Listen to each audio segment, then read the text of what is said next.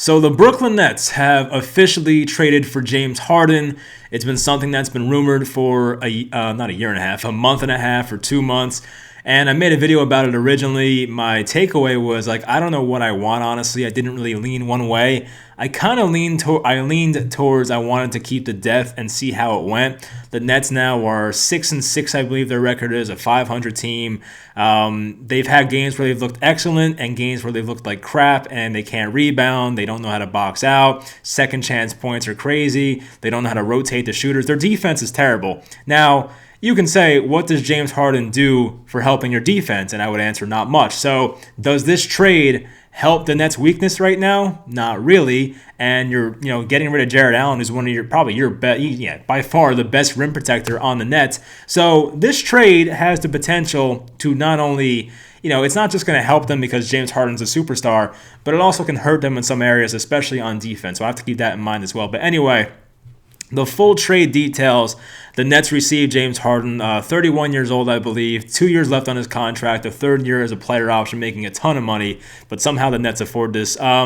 Rockets receive Karis LeVert. So LeVert got flipped for Victor Oladipo. So LeVert is now on the Pacers and Oladipo's on the Rockets. So a lot of this was not only the big trade. This was not the only big trade in the NBA today. This was just part of it. So Dante Exum also goes to the Rockets. Rodion Kurucs, who had his ups and downs with the Nets. He started 40-something games as a rookie, had a decent Nets career. I mean, for a second-round pick and a guy I never heard of, it was a pretty nice career, honestly, nice turnout.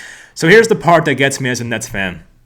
4 first-round picks and 4 pick swaps. So not only is it you give up your 4 first-round picks completely, but the chance to swap those picks, let's say the Nets, just like the Celtics situation where the Nets essentially gave up Colin Sexton, Jaylen Brown, and Jason Tatum, the Rockets can now swap their picks with the Nets. I mean, it's going to be, if the Nets are bad in a few years, the Rockets will benefit greatly from this pick swap thing. So my hope is that the fact that Kyrie Irving is only 28 years old, he probably, if he plays, because God knows what the hell is going to happen with Kyrie Irving, but if he plays, I mean, the guy can retire tomorrow for all we know, but if Kyrie Irving plays his career out till he's 35 or so, Kyrie should at least have 3, 4, 5 good years in the NBA left. So I'm hoping that that's more, because people say the Nets have this 2-year window, and that's correct based on the contracts, because James Harden's contract's over in 2 years. But if Kevin Durant, who's playing like an MVP right now at 32 or 33 years old, I think he's 32,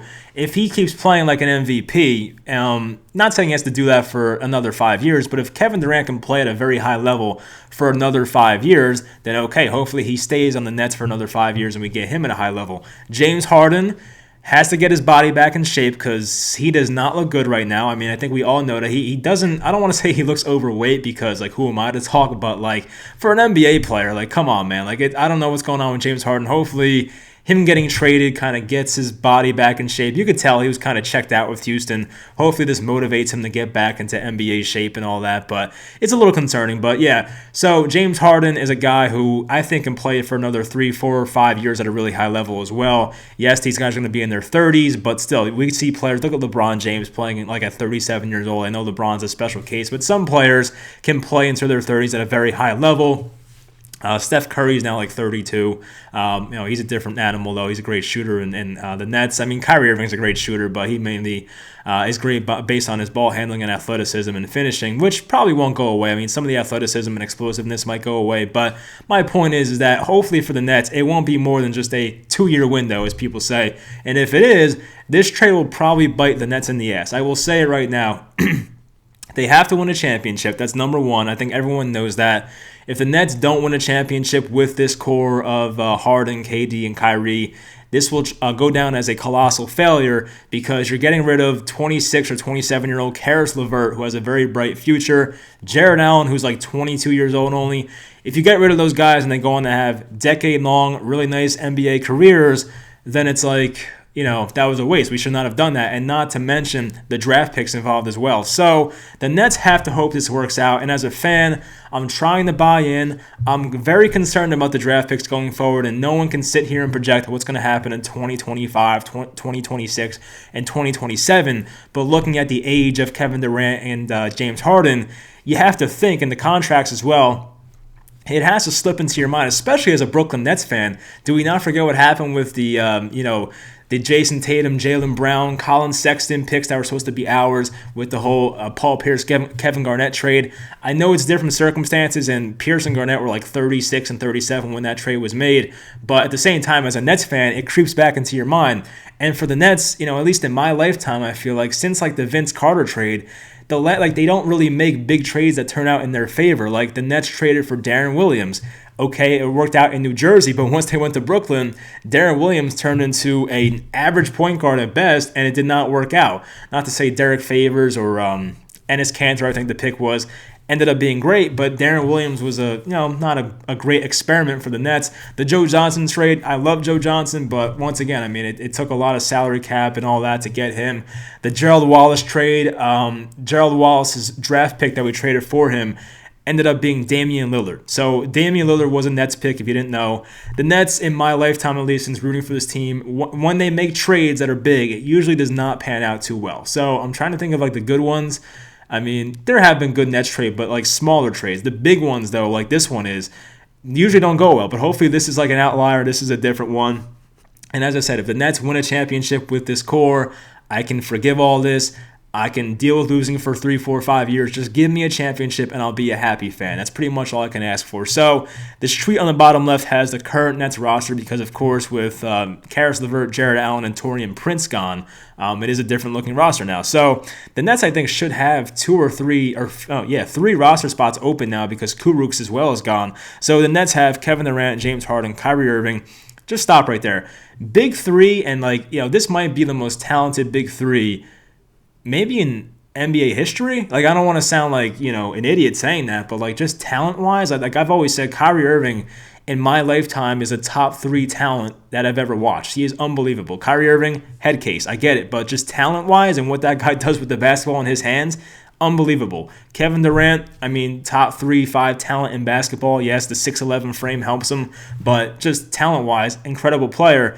James Harden, you can argue top 5, 6, 7 player in the NBA. Like the Nets' big three is probably one of the best big threes of all time, I have to be honest. So that's like the good thing. Can these guys stay healthy and play at a high level for a long time? Does the chemistry work? We'll find out about that stuff. But just looking at it from a big three perspective, the Nets have themselves the most talented big three of all time, possibly. Now, DeAndre Jordan plays like crap this year. I mean, he has to get it together. I know DeAndre is now, I don't know how old he is, 31 or so, 30.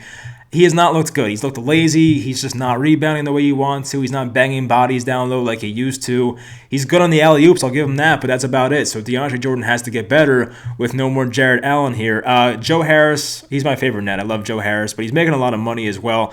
Landry Shamet, very slow start for him. I do trust he'll get it back eventually, but Landry Shamet's had a slow start so far. Tyler Johnson, who we signed in the bubble. Timothy Luwawu-Cabarrot, sometimes does well, sometimes looks like he's awful. I mean, he's okay. He's not like a great player, but not horrible either. Jeff Green, I low-key love that guy. He's great. Jeff Green does no wrong. He kind of filled in for like that Wilson Chandler role for the Nets last year. He's been a lot better. Bruce Brown has been a nice surprise. This was a good Sean Marks trade. Bruce Brown's been playing a lot recently, starting games. The Nets are like 3-1 or 4-1 when Bruce Brown is a starter, and he plays really good defense. He's the best defender on the Nets right now, especially with Jared Allen gone. So Bruce Brown's a bright spot for the Nets. Nick Claxton, the rookie from last year, is the second year, has not played yet due to an injury. I think eventually Nick Claxton will have a role on this team because after DeAndre Jordan and Jeff Green, who's like 6'8 or 6'9, the Nets don't really have a big man. So Nick Claxton, I feel like the Nets will have a role for Nick Claxton on this team once he's healthy. The rookie Reggie Perry, Chris Chioza, and of course Spencer Dinwiddie. I think Dinwiddie has a player option for next year. So if he opts in, the Nets would have themselves a really, really good backup point guard, probably the best backup point guard in the league if Dinwiddie comes back from the ACL and plays well. So we'll find out about that. But look, I don't know what to think. And as I said, you can have an opinion, but no one's going to know how this move turns out until a few years down the line. If the Nets go on to win the next 2 or 3 NBA championships with this team, it's like, holy crap, this was the best move ever. But if the Nets face injuries and Kyrie Irving goes crazy and James Harden continues to overeat and Kevin Durant injures himself in some way, and the Nets end up not doing anything in the playoffs and get out in the second round, first round for the next couple years, we're going to look back on this and say what a colossal failure this trade was. So, as a fan, I'm going to be excited about it, but I have to say I am concerned because looking ahead, I mean, I know we're talking 5, 6, 7 years down the line, but those swaps with the draft picks concern me. But hopefully the Nets find a way to get themselves some championships going forward. I actually wanted to, I want to look on Twitter real quick. I had some tweets bookmarked about this stuff, and I think his name is Tim Bontemps had a really good tweet about this. Of course, my Wi-Fi is not going to work. I think I have it on my computer, though. He went on to say that after making this deal, the Nets will have traded away control of their first-round picks in all but one season between 2014 and 2027. That is 14 off seasons, right? That's incredible. The one season they had their pick, they took Jared Allen, and the Nets traded Jared Allen in this deal. So the Nets have not controlled their own first-round pick since 2014, except for one time, and they won't own it until 2028. Like, that is insane. Like, the Nets obviously don't really care about the draft picks too much. And look, when you can get a James Harden, sometimes you got to do it. But looking at James Harden, and I want to look up his numbers real quick because I feel like he's been struggling this year.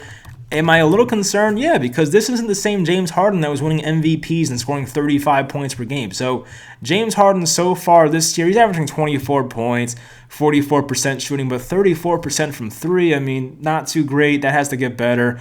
10 assists, 5 rebounds. I mean, okay, there's probably more advanced stats I can look at. He is 31 years old, by the way. So, yes, I mean, he gets to reunite with Kevin Durant.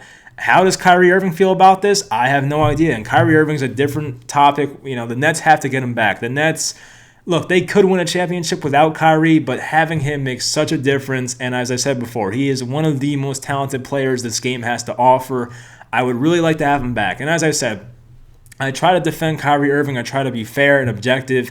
I understand that the events that went on in this world like a week ago with the Capitol, it was tough for everybody. I get it. But at the same time, like, you owe it to your teammates to play. Like, I don't even know if that's the reason. It could be something else. The media has not really told us why Kyrie Irving is sitting out. And there was that party he was seen at with like his family with no mask on and all that. There's a lot of things going on with Kyrie right now. But whatever it is, I mean, you kind of owe it to your teammates to play. Like, I know, like, I'm sure Kevin Durant's not happy about it. I'm sure that your teammates are not happy about it. The Nets teammates or Kyrie's teammates have been standing up for him, and we'll find out hopefully eventually what it is. If it's something that's serious, then I'm going to look like a jerk. But, like, if it's not something serious, then, like, you got to play. I mean, come on. Like, they're paying you all this money, $30-something million to play Kyrie. Like, you got to do it. And, Kyrie was seen on that Zoom meeting yesterday when the Nets were in a game against the Denver Nuggets. Like, he probably wasn't even watching the game. So, like, does he have interest in this team? Does he want to play? Like, it's just confusing. Like, I want some clarity on the whole Kyrie situation, but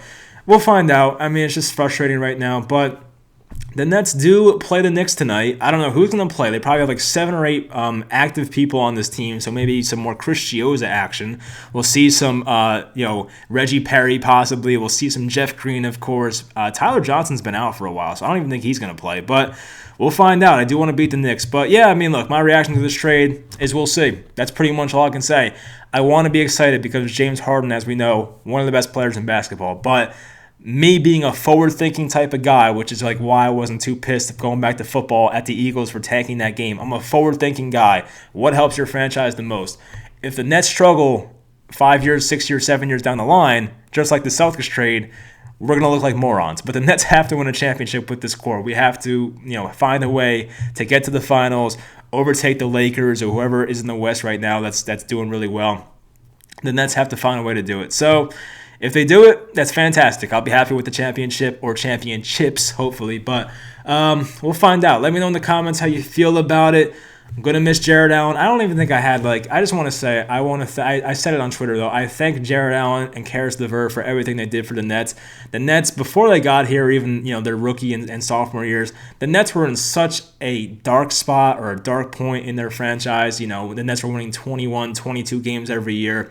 And Karis LeVert came in here from Michigan with the foot injuries, and I did not know what to expect. I think it took him a while to make his debut, I don't think he started the first game of the year, but it took him a while to get in. Once he did, it was very slow progression. We saw a lot of flashes his rookie year of like, okay, this guy can be something.